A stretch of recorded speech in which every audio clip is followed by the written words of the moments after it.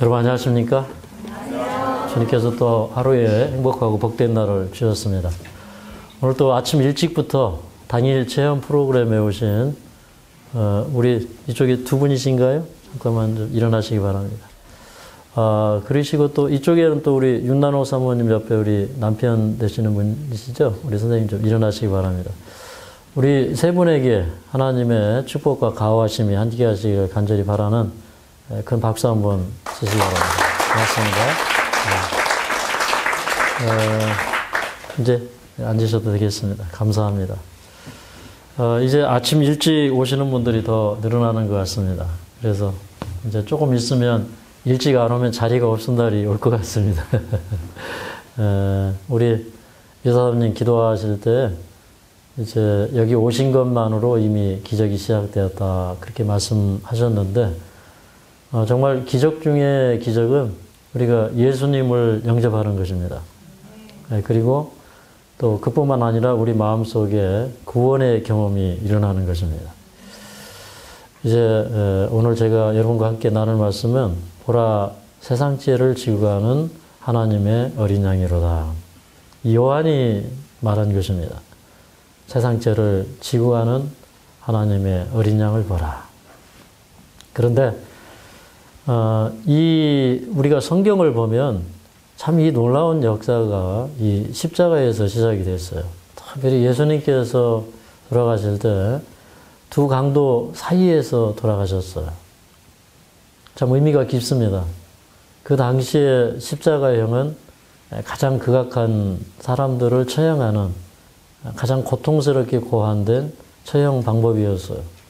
너무너무 그 방법이 끔찍하고 또 거기에 매달려 죽는 사람들이 오랫동안 고통을 당하도록 그렇게 고안된 형들이 바로 십자가였는데, 근데 예수님께서 가장 극악한 죄수이다, 또 죄인 중에 괴수이다, 이런 의미에서 예수님을 두 강도 사이에 십자가에 못 박습니다.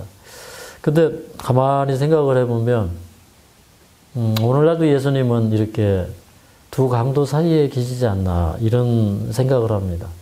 오늘날도 많은 사람들이 예수님을 부인하고 믿지 않고 조롱하고 있습니다.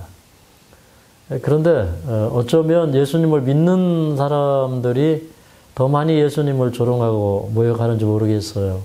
그래서 예수님을 그 두 강도 사이에 못 박을 때 그것은 제사장들과 그 유대 관원들의 지시에 의해서 두 강도 사이에 예수님을 못 박게 되었는데, 근데 오늘날도 그때 당시에 제사장들과 그 관원들처럼 오늘 어쩌면 하나님을 믿는 사람들이 하나님을 잘 못 믿어서 그렇게 예수님을 조롱하고 있는지도 모르겠습니다. 그리고 이제 제가 오늘 드리고자 하는 말씀은 그 예수님의 좌우편에 강도가 있었는데 한편 강도가 회개하고 예수님을 영접합니다. 주님, 당시의 나라에 이를 때 저를 기억해 주옵소서라고 얘기합니다. 그런데 제가 이제 이 성경을 이렇게 오늘 아침에 읽어보면서 이 강도가 그때 회개를 했는데 이 강도는 불과 한두 시간 만에 신경의 변화를 일으켜서 한두 시간 만에 구주를 영접하고 그 하나님의 나라를 보장받습니다. 그래서 참 십자가는 능력이 있다. 그게 바로 십자가의 능력이 아닙니까? 그 십자가 곁에서 그 예수님의 십자가에 달려 돌아가시는 그 장면을 바라본 한 강도는 불과 한두 시간 만에 회개하고 구원을 얻게 되었어요. 그래서 오늘 이제 그 흥미로운 성경의 현장 속으로 가서 오늘 이제 그 말씀을 살펴보도록 하겠습니다. 그래서 이제 그 장면을 바라보면서 저는 이런 생각을 하게 되었어요. 사단이 완전히 승리했다고 여길 때 정말 그 곁에 둘러선 사람들이 당신이 성전을 헐고 3일 만에 성전을 다시 세운다고 했는데 당신이 능력이 있으면 좀 내려와봐. 당신이 하나님의 아들이라고 했잖아. 또 제사장들과 관원들이 당신이 하나님이 기뻐하시는 아들이면 당신이 세상 사람들을 구원한다고 했는데 당신부터 좀 구원해봐. 이렇게 이제 조롱하는 그런 현장 속에 이 강도가 있었어요. 그래서 참, 그래서 이제 사단이 완전히 자기가 승리한 것처럼 여겼습니다. 뭐 그 주변에 있는 사람들이 극히 일부 그 마리아의 그 예수님의 어머니 마리아, 그 다음에 그 예수님의 이모, 뭐 그 외에 이제 막달라 마리아, 또 뭐 몇몇의 여자들이 참 그 예수님께서 빌라도의 법정에서부터 그 골고다까지 갈 때 이렇게 크게 울며 따라가는 그 여자들이 일부 있기는 했지만, 그런데 사단이 완전히 승리한 것 같은 그런 곳에 예수님께서 계셨습니다. 근데 그 한 강도가 극적으로 회개하고 예수님을 영접해요.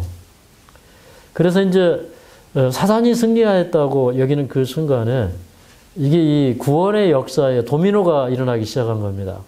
그 한편에 있는 강도가 회개했어요.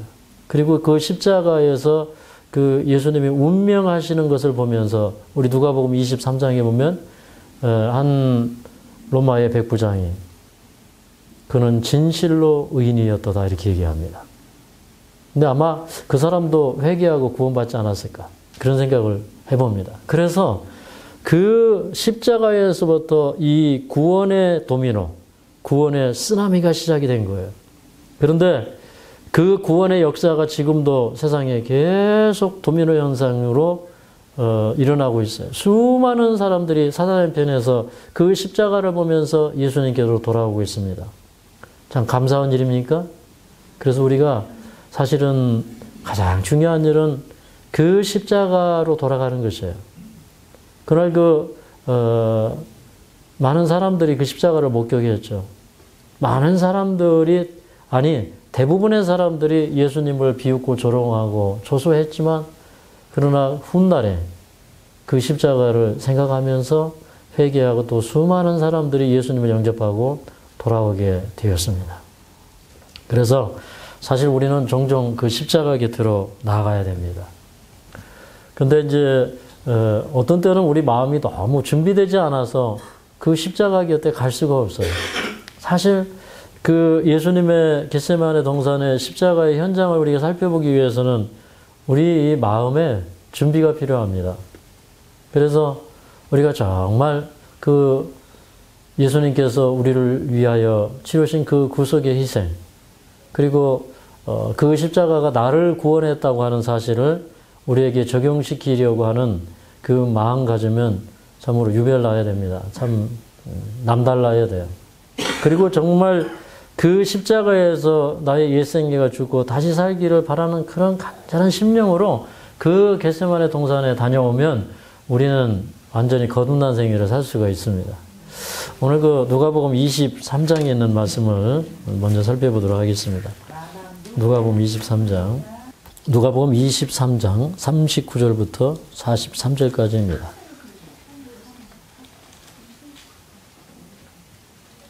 신약성경 138쪽입니다. 함께 큰 소리로 읽겠습니다. 시작.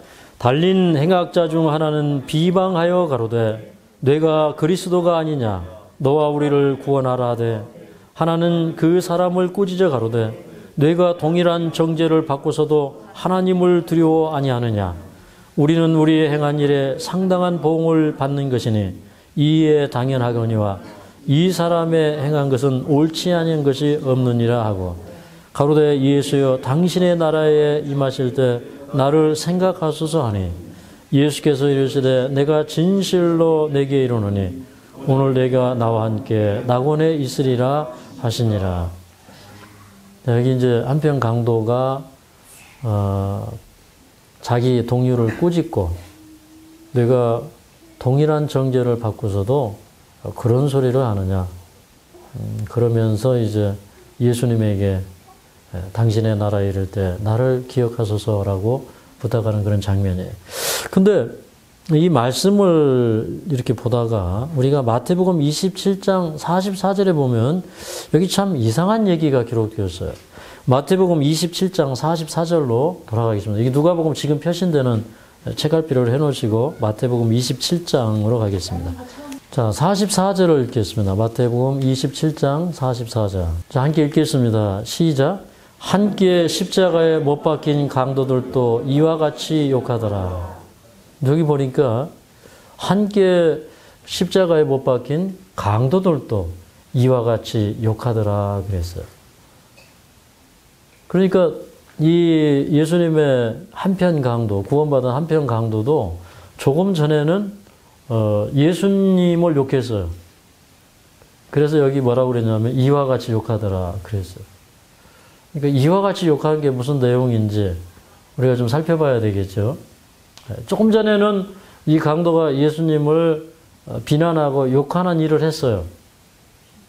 그런데 조금 후에는 구원을 받아요. 이게 도대체 어찌 된 일일까요? 참 흥미롭습니다.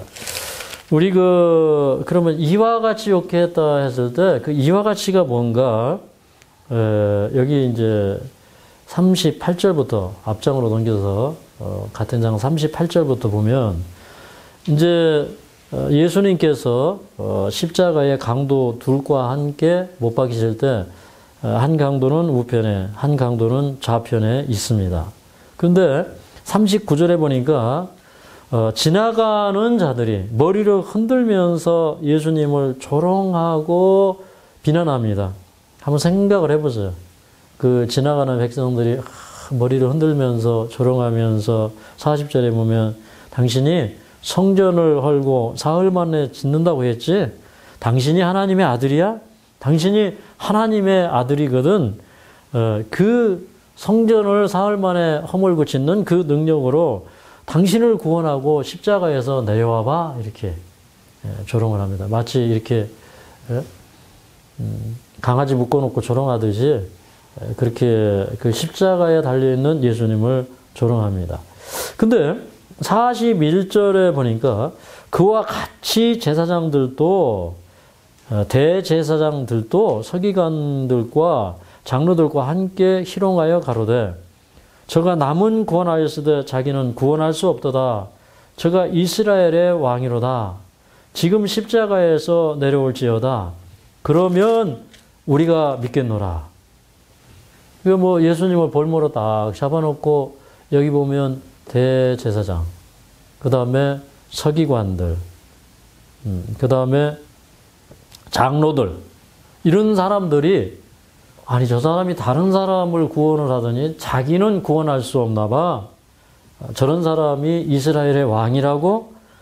그러면 그렇게 다른 사람을 구원할 수 있고 이스라엘의 왕이면 당신이 십자가에서 내려와 봐. 이렇게 얘기합니다. 그 다음에 이제 43절에 보면 하나님이 당신을 기뻐하시면 하나님이 내려오셔서 당신을 구원해 주겠지. 당신이 하나님의 아들이라고 그랬잖아. 그러니까 당신 아버지가 당신을 내려와서 구원하겠지. 이렇게 얘기하는데 근데 44절에 보니까 함께 십자가에 못 박힌 강도들도 이와 같이 욕하더라. 그렇게 얘기했어요. 그러니까 이 강도들이 누구의 영향을 참 많이 받냐면 여기 제사장들, 서기관들, 간원들, 그때의 종교 지도자들의 영향을 참 많이 받았어요. 이 강도들도. 근데 이제 이 한편 강도가 그렇게 욕을 하면서도 이 마음속에 어떤 생각이 있냐면 참 이상하다.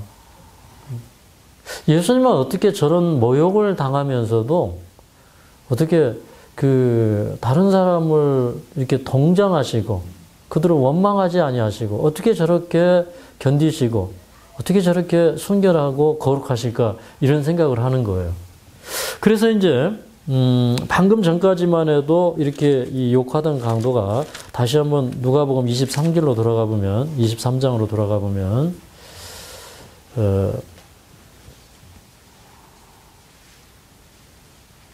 23장 누가복음 23장으로 돌아가겠습니다.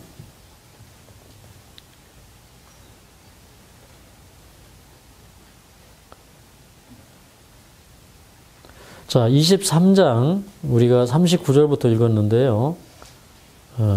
여기 보면 이제 39절부터 있는 말씀을 다시 한번 되짚어 보면, 자, 이제 이렇게 같이 조금 전까지만 해도 예수님을 조롱했어요.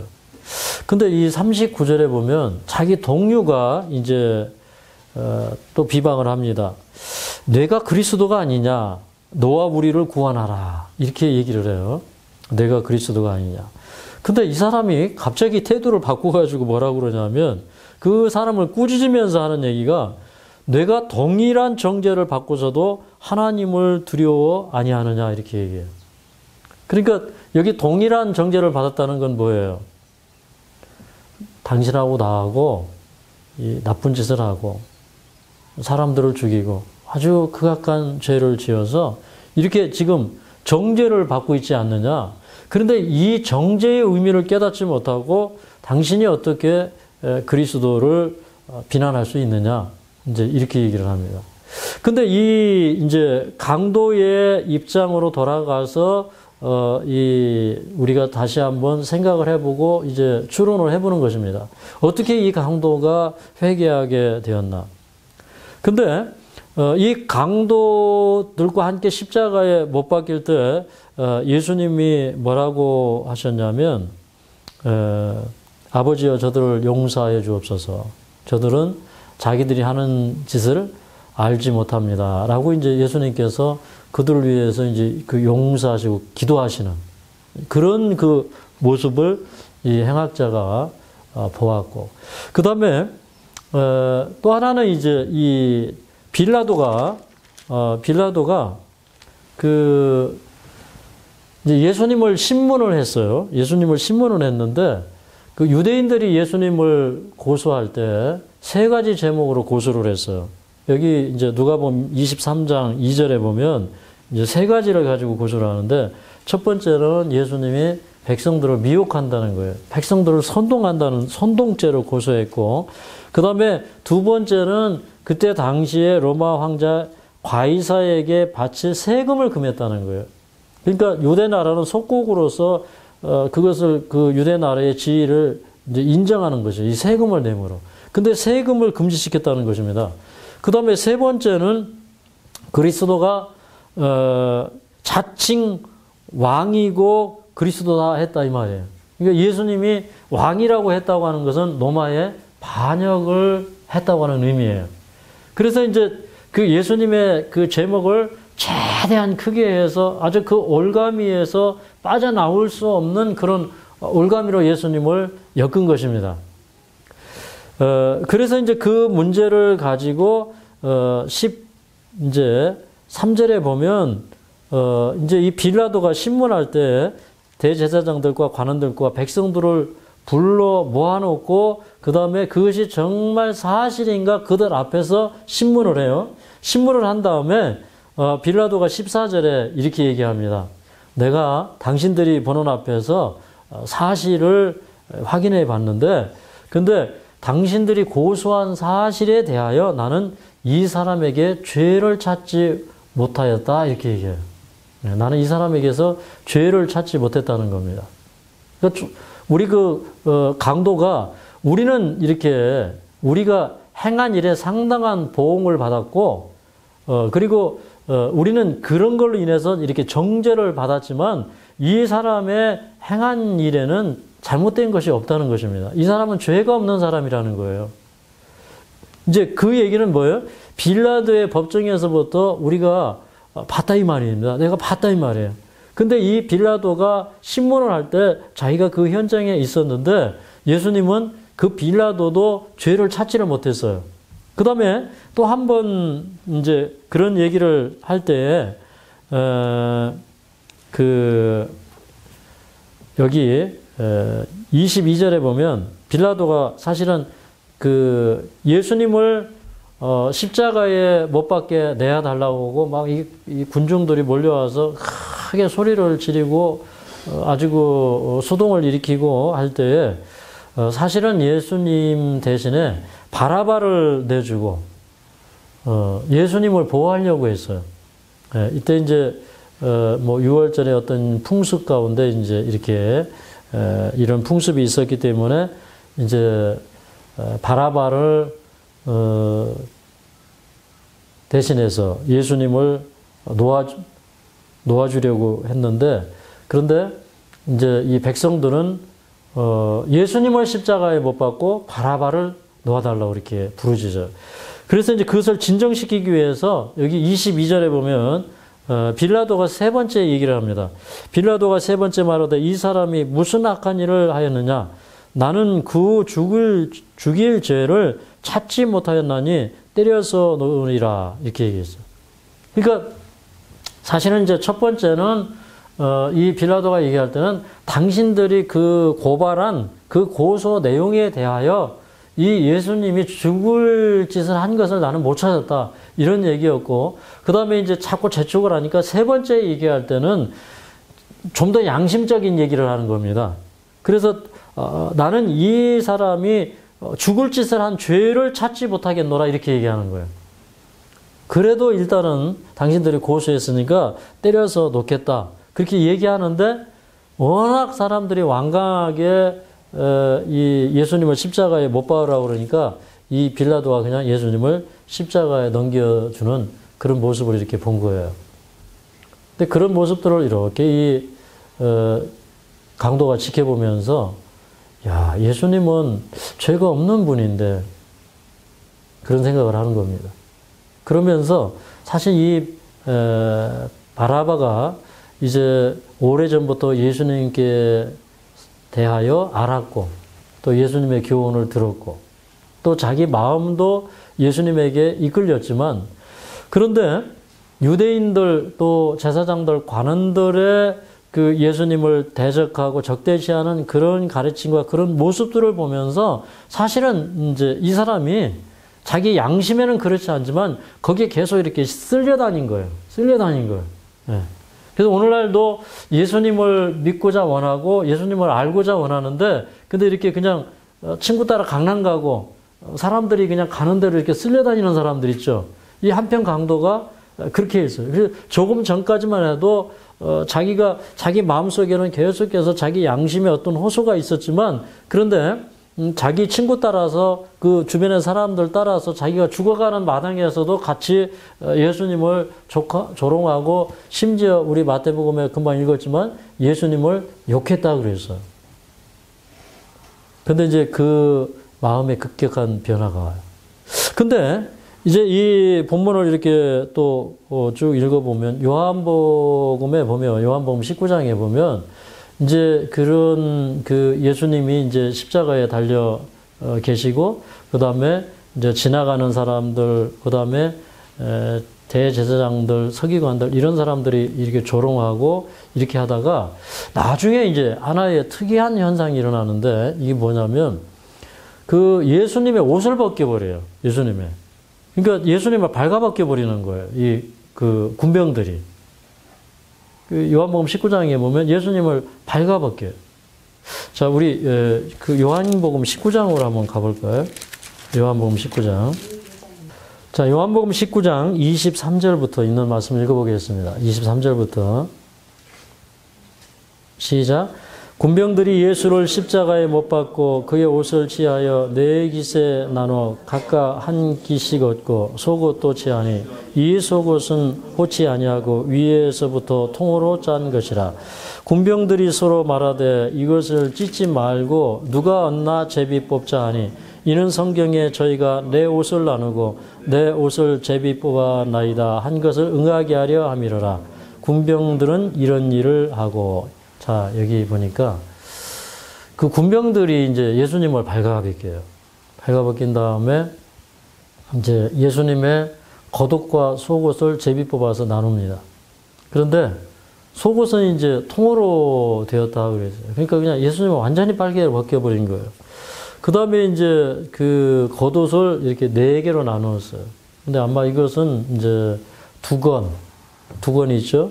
그 다음에 겉옷, 또 허리에 매는 띠, 이제 신발, 이렇게 하면 이제 네 부분이라고 추정이 되는데, 이것을 이제 제비 뽑아 나눌 때 요한은 뭐라고 기록을 했냐면, 이것이 그 성경에 기록된 말씀이 그 응하게 된 것이라고 이렇게 얘기를 하고 있어요.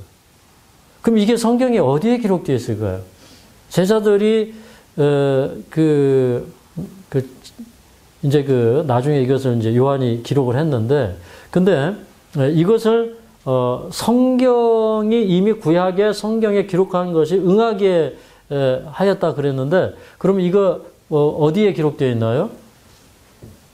시편 22편에 기록되어 있죠. 우리 22편으로 가겠습니다. 시편 22편. 시편 22편. 자, 시편 22편.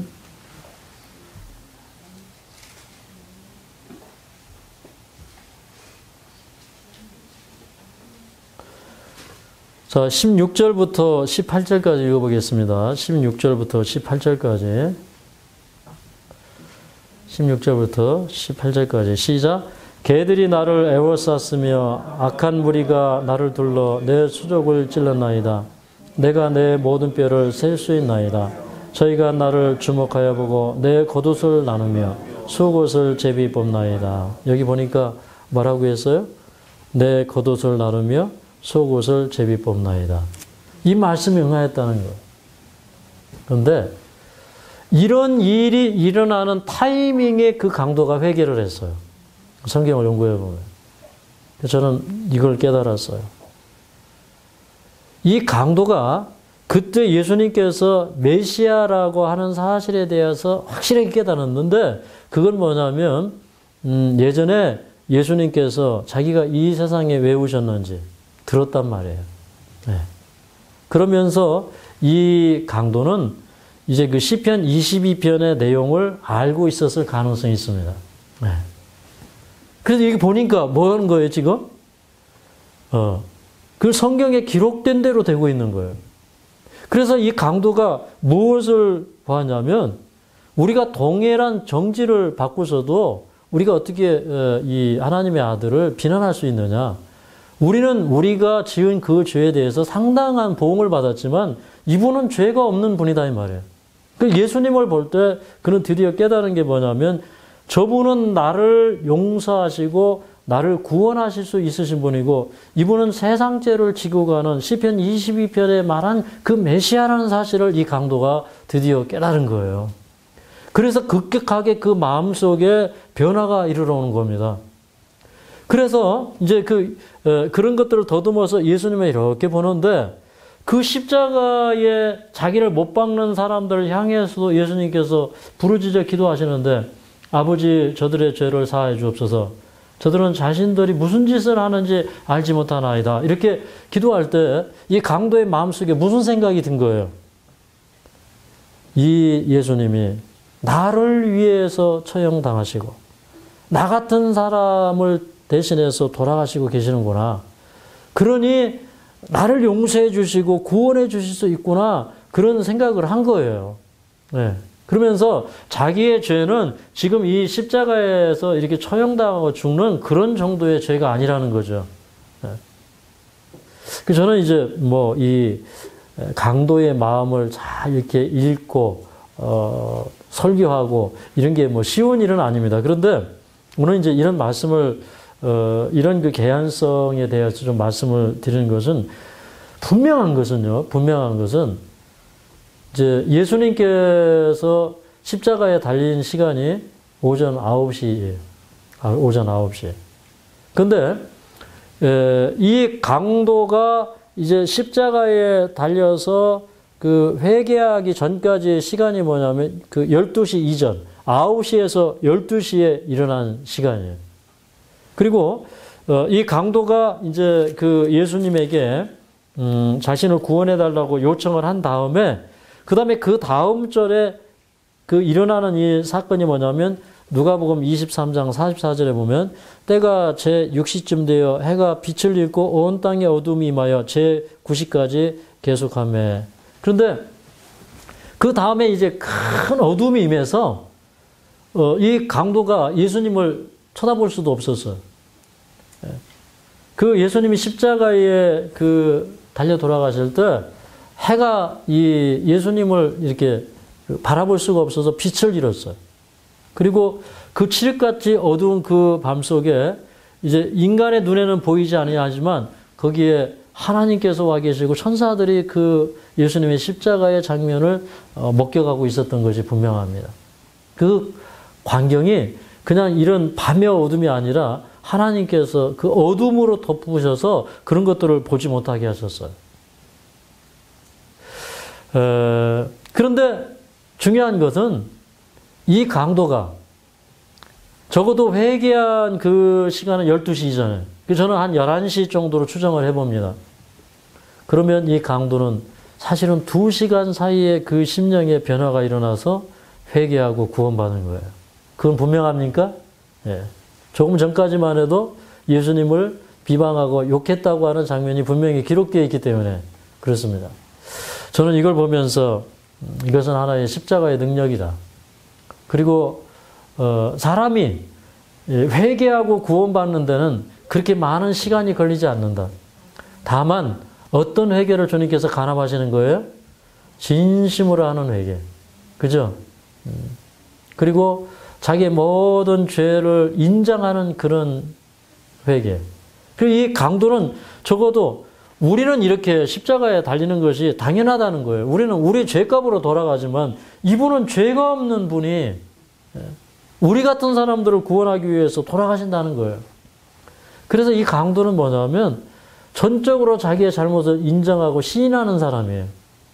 참 얼마나 아름답습니까? 그리고 그는 참 두려웠죠. 자기 같은 사람이 구원받을 수 있을까 두려웠을 거예요. 그럼에도 불구하고 당시의 나라에 이를 때 나를 기억하소서 이렇게 얘기한 것입니다. 그래서 이제 예수님께서 하신 말씀이 내가 진실로 내게 이르노니 오늘 내가 나와 함께 낙원에 있으리라. 사실 이게 번역이 조금 잘못되었어요. 왜 그러냐면 그날 이 말씀대로 읽으면 예수님께서 낙원으로 갈 때 이 강도로 데리고 가셨어야 돼요. 그죠? 근데 요한복음 20장 17절에 보면 예수님이 돌아가신 지 3일 만에 부활하셔서 오셨어요. 근데 마리아가 만지려고 하니까 예수님이 하신 말씀이 나를 만지지 말라. 내가 아직 아버지께로 올라가지 못하였노라 이렇게 얘기했어요. 그러니까 그날 예수님이 돌아가신 다음에 하늘에 가셨어요? 안 가셨어요? 안 가셨어요. 그럼 어디에 계셨었어요? 무덤에 그대로 계시다가 부활하셔서 올라왔어요. 그래서 사실은 이 문맥을 오늘이라고 하는 부사가 어디에 붙어야 되냐면 이렇게 붙어야 됩니다. 예수께서 이러시되 내가 진실로 오늘 내게 이르노니 내가 나와 함께 낙원에 있으리라. 그래서 그날 강도의 구원을 예수님께서 보장을 해주신 거예요. 그래서 하여튼 뭐 이런 장면들을 우리가 읽으면서 저는 이런 생각을 했어요. 참 이 강도가 발견한 세상죄를 지고 가는 하나님의 어린 양. 이것은 참 놀라운 발견이었어요. 그 세상죄를 지고 가는 하나님의 어린 양이 자기의 죄를 지고 가신다고 하는 사실을 이 강도가 발견을 한 것입니다. 그런데 그때 당시에 많은 사람들이 예수님을 알아보지 못했어요. 그래서 많은 사람들이 예수님을 보면서 그냥 이적을 행하시느니 병을 고치시느니 또 어떤 사람들은 예수님을 납비라고 생각을 했어요. 근데 많은 사람들이 예수님을 세상죄를 지고 가는 구속주로 바라보지 않았어요. 오늘날도 마찬가지예요. 오늘도 뭐 예수님은 천국을 주시는 분, 우리에게 은혜를 주시는 분, 뭐 심지어는 구원을 주시는 분. 그런데 실제로 그 예수님을 나를 죄로부터 구원해 주시는 구속주로 바라보지 않아요. 우리가 그 요한의 그 기별부터 이게 어떤 그 관련이 있는지를 좀 살펴보도록 하겠습니다. 우리 마가복음 1장으로 하겠습니다. 마가복음 1장. 마가복음 1장. 마가복음 1장.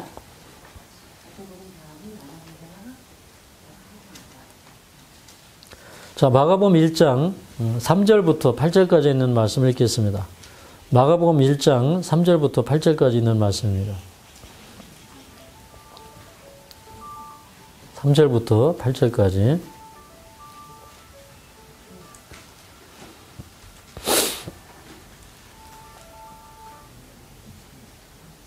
자, 읽겠습니다. 시작. 광야에 외치는 자의 소리가 있어 가로되 너희는 주의 길을 예비하라. 그의 척경을 평탄케 하라. 기록된 것과 같이 집례 요한이 이르러 광야에서 죄사함을 받게 하는 회개의 집례를 전파하니 온 유대 지방과 예루살렘 사람이 다 나아가 자기 죄를 자복하고 요단강에서 그에게 집례를 받더라.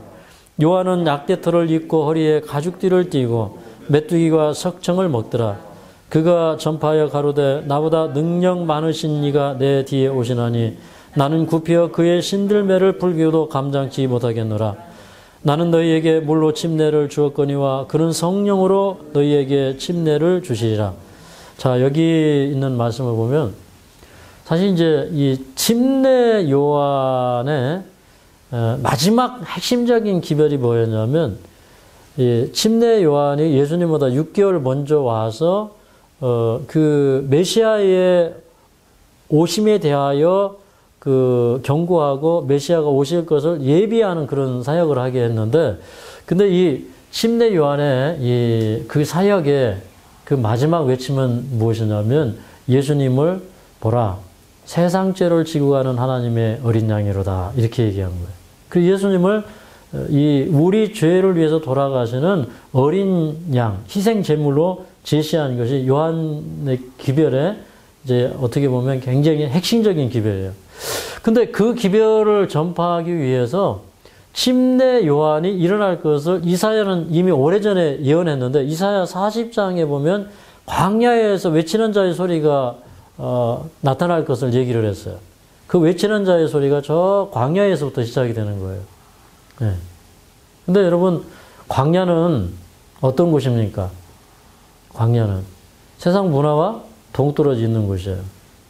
그리고 뭐 좋은 이렇게 대저택이 있는 곳도 아니고, 그리고 뭐 이렇게 좋은 농사짓기 좋은 그런 땅이 있는 곳도 아니에요. 근데 그 광야에서 주의 길을 예비하라고 외치는데, 그 주의 길을 예비하기 위해서 나는 이게 광야에 외치는 자의 소리인데, 근데 뭐 하라고 외치냐면 그 주의 오심을 위해서 길을 닦으라고 외치는 자의 소리다, 이렇게 얘기를 해요. 옛날에 이제 왕들이 올 때에 먼저 가서 이제 종들이 길을 닦아. 그래서 내가 이제 예수님이 이 세상에 오실 것인데, 근데 내가 하는 일은 뭐냐면 그 예수님이 올 수 있도록 길을 닦는 일을 한다. 그래서 길을 닦을 때, 광야의 길을 닦으려면 산이 있으면 산을 깎아야 돼요. 높은 곳을 깎아야 돼요. 그 다음에 골짜기가 있으면 골짜기를 흙을 메워서 이렇게 높여야 돼요. 그게 이제 길 닦는 일이에요. 그러면 이 길 닦는 일이 뭐냐? 사람들의 마음속에 높아진 교만, 야망, 야심, 이런 것들을 낮추는 일이 침례 요한이 하는 일이었어요. 그러니까 그런 거를 낮추기 위해서 침례 요한이 광야에 들어가서 사는데, 이 세상 사람들이 세상 야망을 가지고 살아가기 때문에 침례 요한은 그런 야망과 관련 없는 사람이에요. 심지어는 침례 요한은 사람들이 다니는 랍비 학교도 가지 않고 그냥 아버지 사가랴에게서 이 홈스쿨링 하면서 그런 이제 아버지의 교육을 받으면서 그렇게 자랐어요. 그 다음에 이제 그 침례 요한이 세상에 나타나서 사람들에게 회개하라고 외치기 시작할 때 그가 어떤 모습이었냐면, 여기 이제 이렇게 얘기합니다. 죄사함을 받게 하는 회개의 침례를 전파했다 그랬어요. 그러니까 그 침례 요한의 기별을 들으면 사람들이 두려워서 회개하게 돼요. 왜 그러냐면 그 사람은 너무나 거룩한 사람이었고 너무나 완전한 생애를 하는 사람이었고 죄와는 동떨어진 그런 사람이었어요.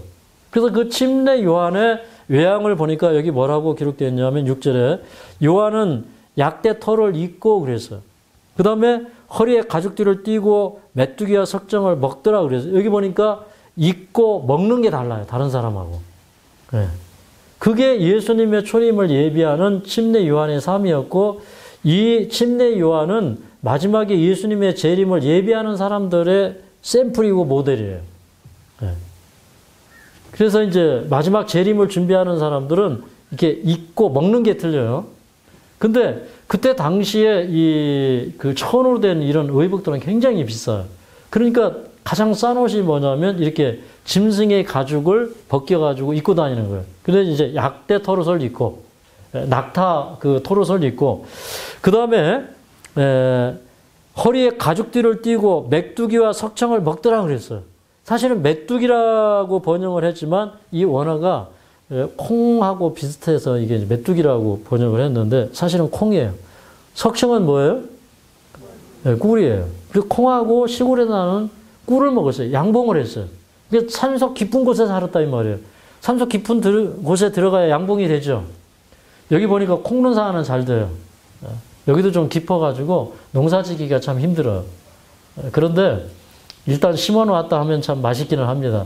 근데 이제 똑같은 감자를 심어도, 똑같은 옥수수를 심어도, 우리 저 보령, 고향에 심은 그 감자와 옥수수하고는 맛이 완전히 틀려요. 예. 근데 어쨌든 이 침례 요한이 이렇게 그 납비들은 세상에 나올 때 이렇게 치렁치렁하는 그런 옷을 휘감고 나오고, 그 다음에 여기 이 도포자락을 크게 하고 이렇게 경문이라고 그래. 경문을 크게 하고 여기다 이렇게 두루마기 책 탁 넣어갖고 하면서 이게 그 아주 부귀와 권세로 자기들을 탁 치장하고 나타났는데, 근데 침례 요한을 보니까 그냥 그때 당시에 사람들이 흔하게 입는 그런 약대 털옷을 입고, 그리고 음식도 보니까 그냥 그 산속에서 나는 그런 것도 순수한 거 자연식하고 그냥 채식하고 이러는 사람이에요. 그러니까 뭐 세리들은 늑징하지 마라. 정한세 외에는 받지 마라. 그러면서 이제 그 시대의 부패와 또 그 다음에 타락한 음식 문화, 사람들이 정욕에 빠지고 식욕에 빠지고 이런 죄들에 대해서 막 책망하고 폭로할 때 사람들이 두려워서 메시아의 그 왕국이 곧 이르러 올 텐데 내가 회개해야 되겠다 생각하고 사람들이 침례 요한에게 다 나와서 회개하고 물속에 들어갈 때 그냥 침례받고 나온 게 아니라 죄사함을 얻게 하는 회개 침례를 받았다는 거예요. 그 역사가 그때 사람들에게 이루어졌다는 겁니다. 그러면서 이제 그 침례 요한이 사람들에게 물로 침례를 주면서 하는 얘기가 뭐냐면, 나는 당신들에게 물로 침례를 주는데 내 뒤에 오시는 이는 나보다 능력이 많으신데 그분은 성령으로 침례를 베풀 것이다, 이렇게 얘기를 해요. 네. 자, 우리 이제 요한복음 1장으로 다시 가겠습니다. 요한복음 1장. 요한복음 1장.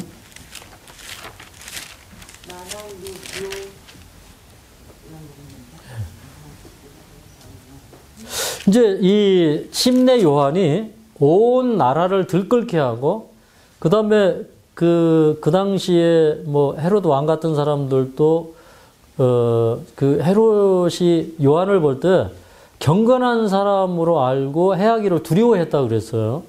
그만큼 이제 침례 요한은 그 아주 사람들에게 완전한 의의를 제시하고 율법의 표준을 제시하고 그런 걸어다니는 성전과 같은 그런 사람이었기 때문에 침례 요한의 경고에 대해서 사람들이 두려워했어요. 그러면서도 백성들이 침례 요한에게 다 나와서 침례 요한이 인기가 절정에 이를 때, 그때 이제 산헤드린 회의에서 그 침례 요한의 사업을 알아보기 위해서 제사장들과 레위인들로 구성된 또 백성의 그런 지도자들로 구성된 산헤드린 회의에서 대표단을 파송을 합니다. 그래서 이제 그 산헤드린 회의의 대표단 제사장과 레위인들이 와서 여기 요한복음 1장 19절에 보니까 당신이 누구입니까? 이렇게 물어봐요. 내가 누구냐? 이렇게 얘기합니다. 그때 이제 침례 요한이 워낙 사람들이 자신을 바라볼 때 혹시 저 사람이 메시아인가라고 오해할 소지가 있었기 때문에, 또 그런 기대를 가지고 바라봤기 때문에 침례 요한이 한 얘기가 직접적으로 그는 드러내놓고 얘기하기를 나는 그리스도가 아니다. 나는 메시아가 아니다. 이렇게 얘기합니다. 그런데 그 침례 요한이 전하는 기별이 워낙 능력이 있고, 그 다음에 그 사람이 온 나라에 이렇게 개혁의 바람을 일으키고 있기 때문에 옛날에 그 약대 털옷을 입고 다니던 엘리야 선지자가 생각이 났어요. 그래서 당신이 엘리야냐? 그러니까 하는 얘기가 나는 엘리야가 아니다. 그런데 그 사람들이 그러면 엘리야 말고 큰 선지자가 누구냐면 모세가 있어요. 그래서 당신이 그 선지자, 그 모세냐? 그러니까 이 요한이 나는 그 선지자가 아니다. 그러면 당신이 누구냐? 당신이 무슨 권세로 이렇게 사람들에게 침례를 주느냐? 그렇게 얘기하니까 이 침례 요한이 하는 얘기가 이렇게 얘기합니다. 나는 23절에 나는 주의 길을 곧게 하라고 강야에서 외치는 자의 소리다. 그러니까 이사야가 예언했던 그 예수님의 초림을 위하여 오리라고 한 사실은 그 선지자다. 그런 옛날에 그런 선지자들이 아니라 자기는 이제 그런 사명을 가지고 왔다. 이렇게 얘기를 합니다. 그런데 이런 얘기를 주고받는데 그런데 요한이 26절에 보니까 깜짝 놀랐어요. 지금 아주 침례 요한의 사업이 절정에 이르렀을 때 이 최고의 사법기관이고 종교기관인 산헤드린 회원들이 와서 당신이 어떻게 우리 제가를 안 받고 이런 일을 할 수 있느냐 이런 심각한 얘기를 하고 있을 때 근데 그 현장에 예수님이 온 거예요. 그런데 참 놀라운 것은요. 그 주변에 있는 모든 사람들이 예수님을 알아보지 못했어요. 한 사람도 알아보지 못했어요. 근데 예수님이 그 대략 40일 전에 침례를 받으시고 광야로 가셨어요. 그리고 40일 동안 예수님은 금식하시면서 기도하시고 돌아왔는데 근데 그 예수님의 모습이 피골이 상접해서 오셨어요. 아무도 예수님을 알아보지 못했어요. 그때 예수님이 침례받고 올라오실 때 하늘이 열리면서 이런 음성이 들렸어요. 이는 내 사랑하는 아들이요 내 기뻐하는 자라. 그리고 성령이 비둘기처럼 내려서 예수님의 머리 위에 강림하시는 것이 나타났어요. 그래서 그것을 본 사람들도 있어요. 그런데 그 예수님을 사람들이 알아보지 못합니다. 그런데 요한이 그 예수님을 보고 뭐라고 외치냐면 26절에 보면 너희 가운데 너희가 알지 못하는 한 사람이 서서니 곧 내 뒤에 오시는 그이라 나는 그의 신들매를 풀기도 감당치 못하느라 그렇게 얘기해요. 저분이 바로 내가 예언했던 그분이다. 근데 그냥 첫날은 뭐라고 그랬냐면 바로 그분인데 그분은 나보다 권능이 많으신 분이다. 이런 차원으로 얘기를 해요. 근데 이제 산헤드린 이 회의에서 파괴된 사람들이 요한의 집회에 그 다음 날도 또 왔어요. 근데 이 요한이 그날은 이제 이렇게 예수님을 보면서 무슨 생각이 들었냐면 그 예수님의 모습을 보니까 이사야 53장의 말씀이 생각이 나는 거예요. 이사야는 예언하기를 뭐라고 그랬냐면 고 모양도 없고 풍채도 없고 사람들이 흠모할 만한 아름다운 것도 없고 그냥 마른 땅에서 돋아난 연한 풀 같은 그래서 정말 그 마른 땅에서 이렇게 돋아난 이 풀이 얼마나 약합니까? 그죠? 예수님 보니까 정말 약한 그런 분이에요. 그리고 그냥 그 얼굴은 정말 그 광야에서 씨름하신 그 흔적이 있고 정말 그분은 참 위엄이 있고 거룩하신 분이고 그토록 고상한 분을 본 적이 없죠. 그럼에도 불구하고 참 이 세상에서 흠모할 만한 것이 없어요. 뭐 남루한 옷을 거치고 있고 무슨 뭐 학벌로 두르고 굉장한 그 옷으로 두른 그런 분이 아니었어요. 그때 요한이 뭐라고 그러냐면 성령의 감동을 받아가지고 보라 세상 죄를 지고 가는 하나님의 어린 양이로다. 이렇게 얘기를 합니다. 그런데 사람들이 예수님을 따라가요? 안 따라가요? 그런데도 안 따라가요. 네. 오늘날 형편하고 비슷합니까? 네. 세상 죄를 지고 가는 그 어린 양은 보기가 싫은 거예요. 자, 그런데 그 다음날 또 되었어요. 그 다음날. 네. 그 다음날 35절에 보니까 예수님이 또 나타났어요. 이제 셋째 날입니다. 셋째 날 예수님이 또 나타났어요. 근데 요한이 뭐라고 그러냐면 자기 두 제자를 향하여 이렇게 얘기합니다. 보라 하나님의 어린 양이로다. 그러니까 보라는 것은 무슨 얘기예요? 그냥 이건 감탄사가 아니고 봐라 이 말이에요. 예수님을 바라보라 이 말이에요. 예수님은 세상 죄를 지고 가는 하나님의 어린 양이라는 거예요. 그러니까 그 십자가에서 이 강도가 누구를 본 거예요? 세상 죄를 지고 가는 자기의 죄를 지고 하는 하나님의 어린 양을 본 거예요. 예. 근데 보라 그랬는데 두 제자가 그것을 봤어요. 예수님을 바라봤어요. 그리고 두 제자가 예수님이 이렇게 다니시는데 그 뒤를 쫄래쫄래 따라가요. 그래서 예수님이 그렇게 물어봤어요. 무엇을 구하느냐? 그랬더니 이 두 제자가 납비여 어디 계십니까? 이렇게 물어봤어요. 선생님 어디 사십니까? 이렇게 물어봤어요. 그러니까 이 두 제자는 무슨 마음이 있었어요? 예수님이 사시는 곳에 가서 예수님에게 배워야 되겠다 이런 생각을 한 거예요. 근데 이 두 제자가 재밌는 것은 처음에 납비여 그렇게 얘기합니다. 선생님 이렇게 불러요. 자, 그 다음에 이제 그런데 그 침례 요한의 두 제자, 그 두 제자가 누구였을까요? 안드레와 또 요한이에요. 근데 안드레가 이제 또 요한이 예수님이 사시는 곳에 가서 뭐 예수님 집도 없었죠. 그런데 어디 뭐 나무 밑에 둥지 틀고 그렇게 이렇게 사셨는지 몰라. 근데 거기 갔어요. 가서 예수님께 배웠어요. 그 다음에 그 다음날 이 안드레가 자기 형 베드로 시몬에게 가가지고 뭐라고 얘기를 하냐면 41절에 보면 우리가 메시아를 만났다 이렇게 얘기해요. 예. 아마 뭐 얼마 이제 안 됐겠죠. 자기가 예수님을 따라간 다음에 얼마 안 지나서 자기 생각이 바뀌었어요. 조금 아까는 납비였어요. 근데 지금은 뭐라고 그래요? 예. 메시아라고 얘기합니다. 메시아.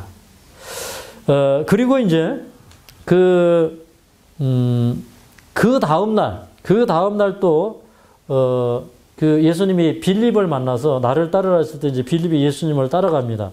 그 다음에 45절에 보면 이렇게 얘기합니다. 그가 나다나엘을 찾아서 말하기를 45절에 모세가 율법에 기록하였고 여러 선지자가 기록한 그 일을 우리가 만났으니 요셉의 아들 나세렛 예수라 그렇게 얘기합니다. 그러니까 이 빌립은 성경을 연구하던 사람이었어요. 그래서 모세가 율법에 기록하였고 여러 선지자가 기록한 그 일을 우리가 만났다 이렇게 얘기해요. 저는 이제 이 말씀을 마치면서 사실 이제 십자가에 달려있던 한 강도가 갑작스러운 회개를 하고 예수님을 믿게 되었고 그는 그 순간에 낙원을 보장을 받게 돼요. 천국을 보장을 받게 돼요. 그런데 그 강도가 결국 발견한 것은 뭐예요? 자기 죄를 위하여 돌아가시는 예수님을 발견했다 이 말이에요. 그 십자가의 현장을 바라보면서 그래서 우리가 정말로 회개하고 거듭나는 것은 어떻게 보면 그 십자가를 체험하면 우리도 한두 시간 만에 거듭나고 변화될 수 있어요. 아멘입니까? 저는 이 강도가 그냥 그렇게 고백한 것으로만 구원받았다고 생각하지 않아요. 그때 그렇게 고백할 때 이미 그 순간에 그 사람은 죄에서부터 돌아섰고 죄에 대한 용서를 받았어요. 그는 그 십자가상에서 이루어지는 이런 사건들을 쭉 생각하면서 이 나다나엘이 고백했던 것처럼 바로 구약 성경이 기록한 그 메시아라는 사실을 깨달았을 것입니다.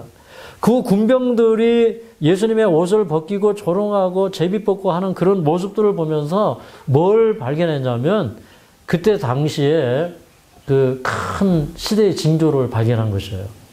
말씀을 기억하고 있는 사람은 예수님께서 이 세상에 다시 오실 때 그 말씀 속에서 예수님이 다시 오실 그런 징조가 나타나는 것을 보게 되는 것이에요.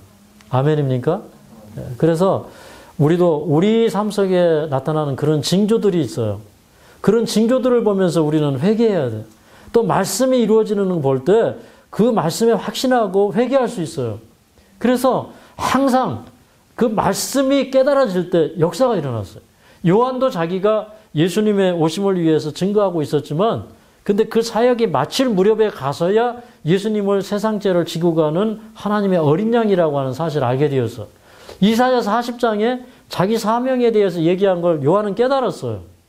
근데 불과 조금 넘어가면 53장에 그 세상 죄를 지고 가는 어린 양에 대하여 모사한 것에 대하여는 그가 나중에 예수님께서 광야에서 기도하시고 돌아오셨을 때 그 예수님의 초라한 모습을 보면서 그걸 깨닫게 되었어요. 그래서 저는 이제 오늘 이 말씀을 준비하면서 참 이런 생각을 했어요. 여러분, 세상 죄를 지고 간다는 게 쉬운 거예요? 어려운 거예요? 어려울까요? 그 세상 죄가 어떤 게 세상 죄일까요? 제가 이제 이 사업을 하다 보니까 이런 생각이 들어요. 뭐 오늘 아침에도 우리 집사람이 밥 먹어야 되는데 밥은 안 먹고 저 801호에 올라가서 이제 우리 환우분하고 이렇게 얘기를 하다가 내려온 것 같아요. 근데 이제 밥 먹을 때 밥을 안 먹고 없어지는 것은 지금 뭔가 우리 환우분들에게 어려운 일이 일어나는 거예요. 이게 이제 우리는 뭐 매일 그래요, 매일. 어제 이제 우리 오후에 이제 오늘은 우리 다 놓고 빨리 도망가자 그러고 이제 어제 이제 우리가 모처럼 예약을 안 잡았다가 이제 천국은 침노한 자의 것이라고 아침부터 막 몰려와가지고 우리가 이제 오후에 도망을 갔지 않습니까? 그런데 가서 있는데 우리 또 정주영 사모님 또 체했다고 막 이렇게 급전이 와가지고 우리 또 이제 어제 나가서 긴장하고 여기저기 연락해가지고 빨리 가보라고 그러고 이제 그러고 있는데 이게 맨날 사는 게 이래요, 이게. 그래서 이제 저는 아침에 이런 생각을 해봤어요. 저는 예수님을 믿은 다음부터 이 세상에 정말 병들고 정말 힘들고 이런 사람들에 대해서 이렇게 제가 어떤 짐을 지고 사는 것 같아요. 뭐 제가 훌륭하다는 게 아니라 그냥 그 예수님이 지고 가신 그 십자가를 따라가는 우리들도 그냥 그 제자들이 자기가 이 사도 바울이 나는 복음의 빚진 자라고 했던 그 심정이 있잖아요. 그죠? 예. 뭐 그 사도 바울이 내 고륙의 친척을 구원하는 일에는 뭐 내가 생명이 끊어질지라도 원하는 바로다. 뭐 이런 얘기를 한 적이 있죠. 근데 이제 이 세상에 이제 병든 사람들이 여기 와서 낫고 회복되지 않으면 왠지 저는 어느 순간에 우리 부부는 죄인이 돼 있어요. 그분이 잘했건 못했건 그냥 또 좀 아파하고 있으면 우리는 또 그 순간에 그냥 코가 쑥 빠지고 죄인이 되고 있고. 그래서 뭘 생각하냐면 예수님은 세상 죄를 지고 가는 어린 양이셨는데 그 세상 죄 가운데는 뭐가 있을까요? 뭐 질고의 짐도 있죠. 병의 짐도 있죠. 근심의 짐도 있죠. 이렇게 그냥 우리가 이 세상 살아가면서 늘 어깨 무거워가지고 이렇게 짊어지고 다니는 그거 있잖아요. 그거 항상 이렇게 짊어지고 다니는 거예요. 예수님 그렇게 사셨어요. 그래서 저는 이런 생각을 또 해봤어요. 예수님 이렇게 사셨는데 우리가 예수님 따라가면서 우리가 느끼고 감당해야 되는 건 얼마나 작은 것인가. 그 생각을 해봐요. 그렇지만 어쨌든 그 예수님이 세상 죄를 지고 가는 어린 양이셨다는 것. 그리고 그 강도가 그 모습을 보면서 그 짧은 순간에 마음을 돌이키고 회개했다는 것. 그래서 저는 이런 말씀을 여러분이 들으면서 저는 이 시간에도 여러분이 마음을 바꾸고 진정으로 거듭나고 저 하늘을 낙원을 보장받게 되시기를 간절히 바랍니다. 말씀 마치겠습니다.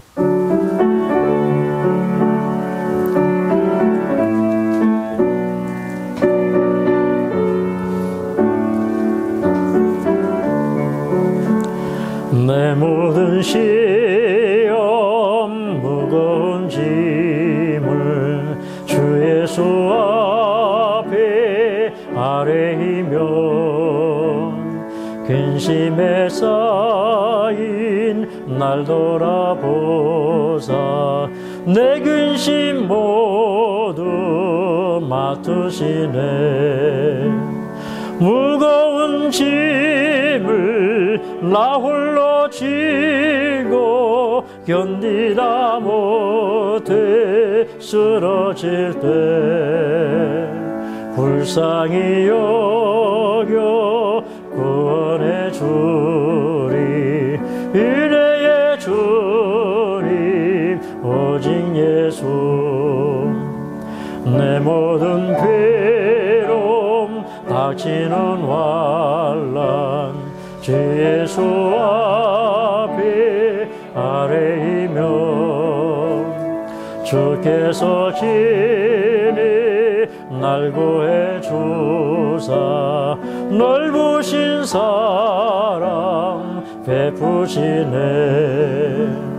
무거운 짐을 나 홀로 지고 견디다 못해 쓰러질 때 불쌍히 여겨 구원해 주리 은혜의 주님 오직 예수 내 짐이 점점 무거워질 때 주 예수 앞에 아뢰이면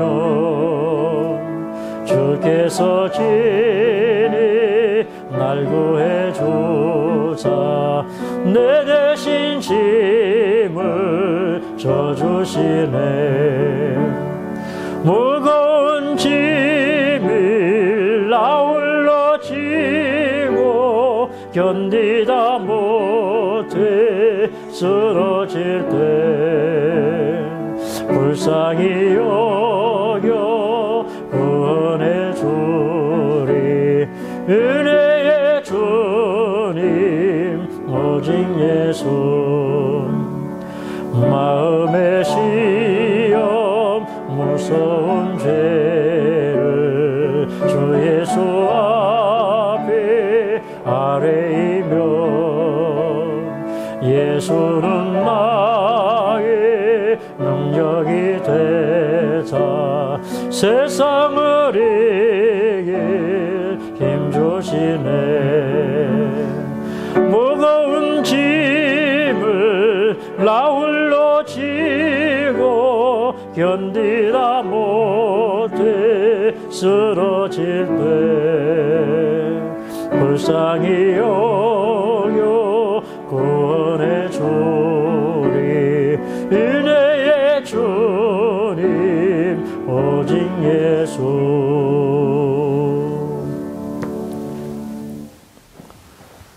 사랑하는 주님 오늘도 주님은 두 강도 사이에 계시며 두 강도 사이에 십자가를 지고 계셨던 것처럼 오늘도 우리의 죄악들 가운데 계시고 그렇게 고통스러운 이 세상의 삶의 현장에 주님 항상 함께 계시며 우리를 구원하시는 그 구속의 은혜와 사랑을 베풀어 주심을 저희가 믿습니다. 이 세상에 병든 자녀들로 인하여 마음이 상하시고 이 세상에 참으로 흉악한 죄를 짓고 사는 사람들을 보면서 아직도 찔리시고 상하시고 계신 우리 예수님 그 예수님을 우리가 바라보게 하여 주시옵소서. 그 한편 강도는 주님이 가장 힘든 시간에 주님을 주라고 구원해 주라고 고백함으로 말미암아 예수님의 마음에 위로를 드렸습니다. 참으로 세상이 다 주님을 거절하고 돌아선 그 시간에 그 한편 강도가 예수님을 구원의 주로 시인함으로 말미암아 아버지 그 자리는 참으로 구원의 문이 열리는 자리였고 예수님께서 승리하시는 자리였고 그리고 그 십자가를 바라보는 모든 사람들이 승리하는 자리가 되었사오니 주님 그 역사로 인하여 주님께 감사하며 찬양드리옵나이다. 아버지 참으로 평생을 죄악 가운데 살다가 한두 시간 만에 회개하고 주님의 나라에 들어가기도 족하다는 사실을 이 십자가를 통해서 교훈해 주시니 감사합니다. 지금까지 우리가 어떻게 살아왔든지 그리고 지금 놓여진 결과가 무엇이든지 간에 이 한편 강도처럼 우리는 우리가 행한 일에 대하여 상당한 보응을 받았다고 하는 그런 정직한 고백이 있을 때 그리고 주님을 구원의 주로 시인하고 구원을 요청할 때 그것을 기꺼이 받아주시는 그 은혜가 있음을 기억하도록 축복하여 주시옵소서. 그 고통의 순간에도 주님은 아름다운 음성으로 오늘 내가 네게 이르노니 너와 내가 낙원에 함께 있으리라고 말씀하셨사오니 아버지 그 보증 이 세상을 살아가는 강도와 같은 모든 죄인들의 보증이 되어 주시옵소서. 오늘도 그 십자가 곁에서 우리가 있기를 원합니다. 오늘도 그 십자가에서 비춰오는 그 구원의 빛으로 저희가 살기를 원합니다. 오늘 하루도 우리에게 이길 힘을 허락하여 주시옵소서. 예수님의 이름으로 간절히 기도합나이다.